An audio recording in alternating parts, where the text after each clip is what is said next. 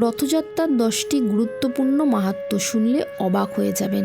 এক হচ্ছে, রথযাত্রার দিনে রথে অবস্থিত জগন্নাথ দেবকে দর্শন করলে আর পুনর্জন্ম হয় না। 2, কেউ যদি রথের দড়ি স্পর্শ করেন তাহলে মুহূর্তেই তার কোটি পাপ বিনষ্ট হয়। 3, যারা রথযাত্রা মহোৎসবে কীর্তনের সহিত নৃত্য করেন তাদের শরীর থেকে যত পরিমাণ ঘাম নিঃসরণ হয় তত সহস্র সংখ্যক পাপ নাশ হয়।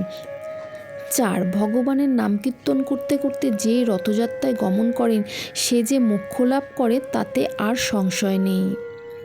5, এই মহোৎসবে যারা সানন্দ্র হৃদয়ে ভক্তিভাবে ভগবানকে রথে উপবিষ্ট থেকে গমন করতে দেখে তাদের নিঃসন্দেহে বৈকুণ্ঠে বাস হয়। 6, ভগবানের রথচ্ছায়া স্পর্শ করলে ব্রহ্মাহত্য পাপ দূরিত হয় এবং রথযাত্রার ধূলি স্পর্শ হলে ত্রিবিধ পাপপুঞ্জ বিনষ্ট হয়ে যায় এবং স্বর্গ গঙ্গায় স্নানের ফল লাভ হয়।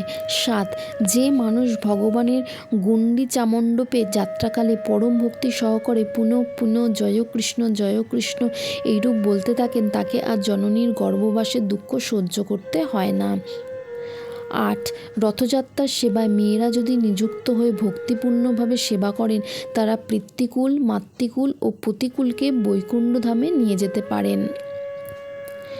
9, বস্তুত এই জগতে রথযাত্রার থেকে সর্বপাপনাশক, সর্বতীর্থফলপ্রদ উৎকৃষ্টতম শুভযোগ আর নেই। আর 10, ব্রহ্মা ও দেবতারা এই দিনে জগন্নাথ দেবকে দর্শন করতে মর্তে